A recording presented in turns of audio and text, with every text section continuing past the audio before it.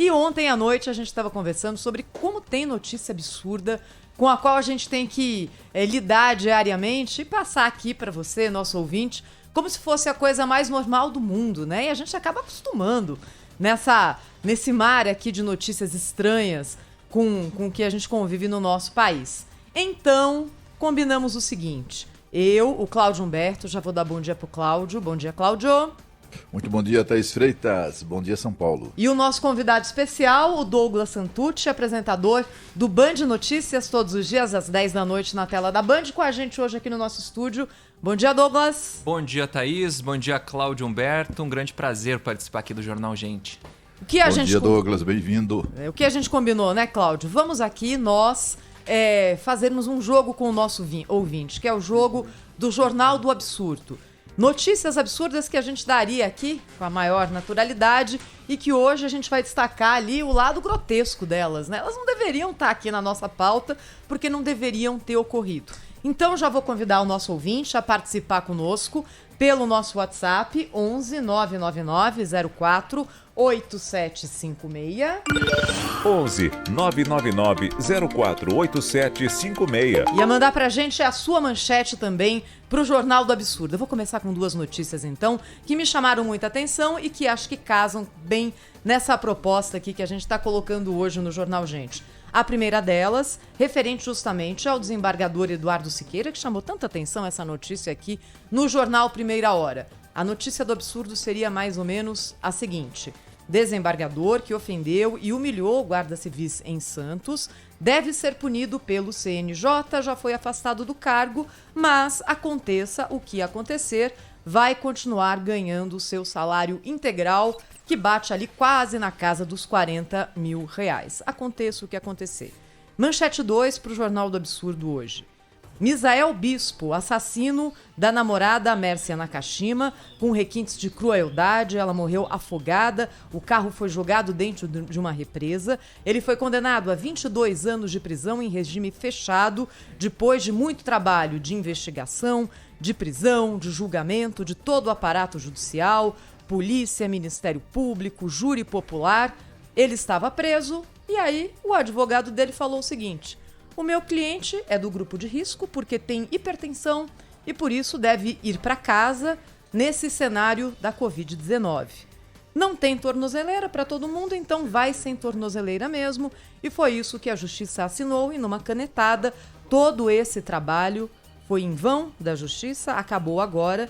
E o crime que ele cometeu, um crime torpe, vai ser pago só pela metade. Porque sem tornozeleira e livre, o que vai fazer um cidadão como esse? Vai ficar ali esperando passar a pandemia da Covid para voltar para a cadeia?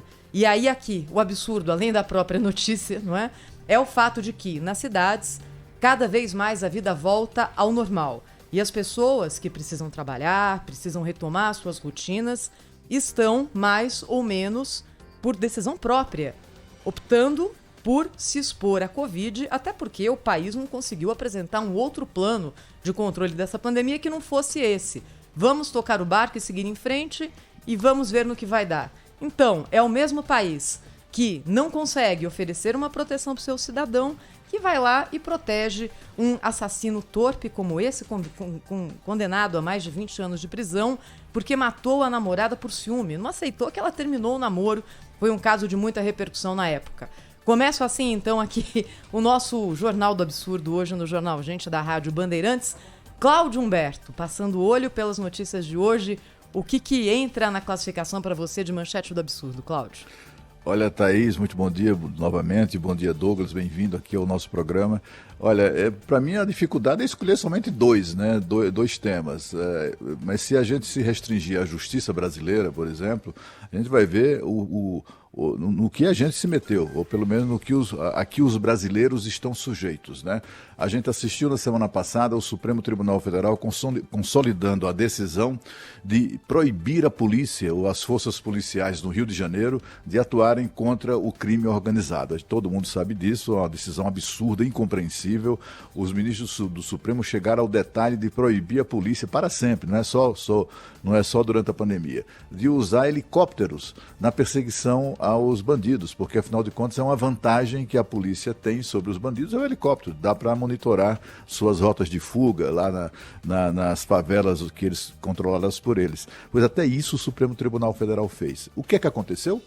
O PCC logo cresceu o olho para cima do mercado do crime no Rio de Janeiro. É claro, afinal de contas são 1.500 favelas controladas pelo crime organizado, onde a polícia está proibida pelo Supremo Tribunal Federal de entrar. É claro que o PCC, que atua muito mais em São Paulo e em outros estados, e nunca entrou de fato para valer no Rio de Janeiro em razão da presença forte do crime organizado nessas favelas, ele logo foi para cima para ocupar esse espaço favorecido pela decisão do Supremo Tribunal Federal. Essa decisão está e ontem a Polícia Federal saiu às ruas exatamente para combater isso, essa tentativa do PCC de se estabelecer no Rio de Janeiro. Tudo isso, é claro, não há como dissociar essa iniciativa, digamos assim, do PCC daquela decisão do Supremo Tribunal Federal que transformou 1.500 favelas em território livre para o crime. Esse é um dos absurdos. E a gente verifica o que é que o Supremo é capaz de fazer, né? Ontem, por exemplo, o Supremo foi na prateleira onde estão lá dormitando milhares e milhares de processos há anos, né? Foram lá e pinçaram um processo, desencavaram um caso envolvendo o escândalo do Banestado, que é o antigo Banco do Estado do Paraná. Pegaram a decisão do Sérgio Moro de 2013, portanto, falando de 7 anos atrás, exatamente para anular essa decisão do Moro e, com isso, abrir caminho para a anulação de processos envolvendo o ex-presidente, até condenações envolvendo o ex-presidente Lula. Escreva o que eu estou dizendo. Essa decisão de hoje será usada como precedente na decisão futura sobre, por exemplo, a suspeição do Sérgio Moro e, com isso, a quase certa anulação dos processos envolvendo o ex-presidente, que é condenado por roubar o país. E há outras questões, gostaria depois que a gente também comentasse aqui rapidamente a decisão de ontem do Tribunal Superior Eleitoral de legislar, né? Sim, mais uma vez o TSE deu uma de poder legislativo e criou uma lei, uma nova regra sobre a destinação do fundão eleitoral, aquela dinheirama que é produto do dinheiro que eles tiram da nossa carteira. Eles batem a nossa carteira para financiar a campanha eleitoral de político. Daqui a pouco a gente volta a falar desse assunto. E também, continuando, já não bastassem esses absurdos, temos também hoje previsto no Tribunal de Contas da União a análise de um relatório que mostra que 16,5% do auxílio emergencial foi desviado, não teve o seu fim, que era realmente auxiliar quem estava em necessidade. Foi aí para pessoas que realmente tinham condições de se manter nessa pandemia e acabaram recebendo o benefício. Isso significa que 42 bilhões de reais foram parar em mãos indevidas. De um total de 254 bilhões, é claro, nessas 5 parcelas aí temos um valor substancial, mas 16,5% pode ser considerado que foi desviado de acordo com o Tribunal de Contas da União. 42 bi. É isso, então, que a auditoria da equipe técnica do Tribunal de Contas apontou e que eles devem analisar hoje. A gente já sabia de alguns erros, já haviam sido relatados até servidores, outras classes aí que receberam indevidamente o auxílio emergencial, mas até agora o que afirma o governo é que 99,56% era de acerto o índice. Agora o que mostra o Tribunal de Contas da União é que pode ser muito maior. Ao invés de quase 0,5%, como apontava o governo federal, pode ser que esse número chegue a 16,5%. O primeiro absurdo. O segundo absurdo é que o aplicativo Zoom está aí, não está colaborando com o Congresso e impediu a votação ontem da criação do TRF6. Novamente esse assunto volta para a pauta do Congresso. a criação do Tribunal Regional Federal da 6ª Região. Ele só muda de endereço, dessa vez em Minas Gerais. O que chama a atenção é que essa proposta, que é de autoria de João Otávio de Noronha, né, o ministro do Superior Tribunal de Justiça, alguns deputados justificam que ela não vai gerar custo, ou seja, a criação de um TRF6 de todos os seus cargos, salários e serviços não irá gerar custos. Essa é a defesa aí que muitos deputados, senadores compraram, mas que a gente sabe que ela é totalmente indevida, porque o tribunal vai sim gerar custos e essas medidas aí e essa ação tinha que ficar bastante clara antes dessa pauta de votação ir aí ao plenário das casas. 11 999 048756.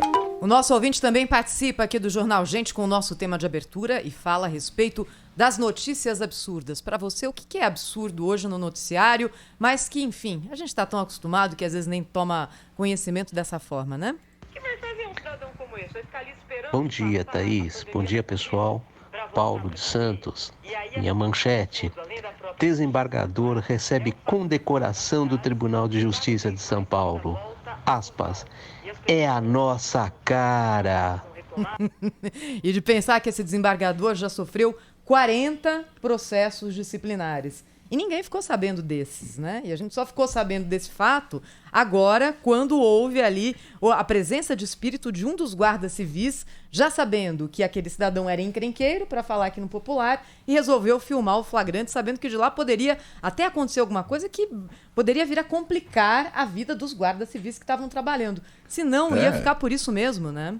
Legítima defesa, não é? Os guardas filmaram aquilo em legítima defesa, porque, afinal de contas, a reputação desse desembargador boçal o precedia, né? Agora, é constrangedor para o Tribunal de Justiça de São Paulo, sobretudo para o seu presidente, essa decisão, é constrangedora essa decisão do Conselho Nacional de Justiça, porque, afinal de contas, era algo que tinha que ter sido feito pelo presidente do TJ de São Paulo.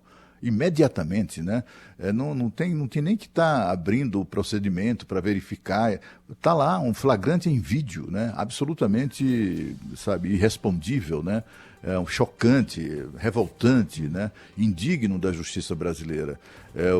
Foi muito ruim para isso. Esse episódio todo foi muito ruim para a justiça brasileira, mas especialmente para o Tribunal de Justiça. Ainda bem que o Conselho Nacional de Justiça tomou essa decisão, mas o máximo que podemos esperar nesse caso é a aposentadoria com salário integral desse sujeito, né? Ele vai continuar fazendo o que ele fazia, desfilando a sua pança na orla de Santos e também, com toda certeza, exercitando a sua arrogância contra as pessoas. Outra coisa que eu gostaria de chamar a atenção aqui dos nossos ouvintes é com relação a essa manobra da defesa do desembargador, dizendo que ele faz tratamento, que está sob efeitos de medicamento. O sujeito, quando está em maus lençóis, inventa tudo, né? Eu me lembro de um rabino muito famoso em São Paulo, que foi flagrado roubando gravatas. Até eu tive enfim, o furo dessa informação foi meu naquela ocasião. E a resposta dele para nós foi que estava sob efeito de remédios. Quer dizer, o cara tá tomando remédios, ainda que isso fosse verdade, né? Tá tomando remédio, aí começa a roubar gravatas.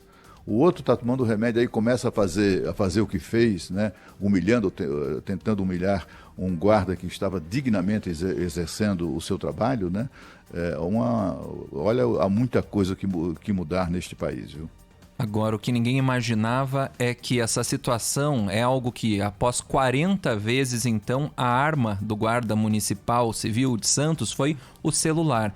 Vocês imaginam se ele não tivesse filmado? O desembargador ia ligar para o secretário, ia usar da sua influência e esse guarda, talvez nesse momento, estivesse respondendo a um processo disciplinar por fazer o seu serviço. Talvez ele teria sido punido. Nesse caso, a única diferença para inúmeros casos que acontecem no dia a dia de guardas e de policiais é esse. Ele filmou e conseguiu comprovar que ele estava fazendo a coisa certa. Senão, o destino do guarda não seria esse mesmo. Olha, eu tô olhando aqui o Bora Brasil na tela da Band e aqui tá mais um caso que pode render uma manchete do absurdo. Há um crime, uma execução, a polícia investiga e aí consegue que a justiça decrete a prisão preventiva de vários dos envolvidos, que são da mesma família da vítima. Uma dessas pessoas não é presa, porque é deputada. E aí não pode ser presa, a não ser que cometa o crime com testemunhas abundantes, como já falou o Cláudio Humberto aqui, com plateia. Você tem que assassinar alguém com plateia para poder ser preso, se for deputado federal. Se não, só lá na frente, olhe lá, né, Cláudio? E na plateia tem que ter gente da polícia, né? Para dar voz de prisão. Senão não pode ser preso a não ser em flagrante. E o absurdo da situação que é inusual em qualquer lugar do mundo, né? Isso é uma proteção que a legislação brasileira, que são feitas, a legislação que é feita por eles mesmos, né? É uma coisa, é um resquício ainda de um período em que no Brasil o parlamentar nem sequer podia ser processado. O cara podia, eu até falei aqui, no meu estado tem um deputado veterano, Oséias Cardoso, já falecido, ele matou algumas pessoas, ele nem sequer foi processado. Enquanto foi deputado, ele não foi processado. Quando deixou de ser deputado, os crimes já estavam prescritos, aí é que não foi processado mesmo, né? Acabou garantindo a sua impunidade. E aquele caso... não era único, né? Era muito frequente os casos de parlamentares que simplesmente matavam pessoas e permaneciam impunes para sempre, né? Aqui no Brasil, pelo menos, isso mudou um pouco, mas o suficiente, mas não foi o suficiente, por exemplo, para permitir que a justiça brasileira meta na cadeia essa assassina. As provas são abundantes, né? Há testemunhos, inclusive, dos próprios filhos, apontando a mãe como mandante a mãe biológica, não é só filho de criação que faz essa acusação, né? É o filho biológico que diz que cumpriu ordens dela matando o próprio pai. Agora, 8h16, o ouvinte sempre tem voz aqui na Rádio Bandeirantes. 11 999 048756. A minha notícia mais absurda presidente da República do Brasil enaltece a cloroquina e diz que vencemos a Covid depois de mais de 100 mil mortos. Para mim, isso é absurdo e grotesco. Antônio Carlos, de Santa Amaro. Bom dia a todos. Primeira e segunda notícia diz respeito à nossa justiça, que é bem injusta, não tem nada de justa, né? A justiça é para poucos, então nada de espanto. No nosso Brasil, isso é absolutamente normal.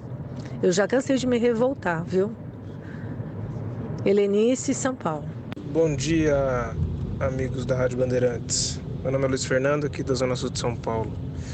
Notícia do absurdo de hoje é Eduardo Bolsonaro infectado com Covid-19 e fazendo uso por conta da hidroxicloroquina, contrariando toda a classe médica aí. Bom dia, ilustre bancada do Jornal Gente. Que pizza que o Supremo está assando, hein? E faz tempo já, hein? Desde o ano passado. Que pizza, não? Que pizza que vai culminar na absolvição do presidente presidiário Luiz Inácio Lula da Silva. Bom dia para vocês.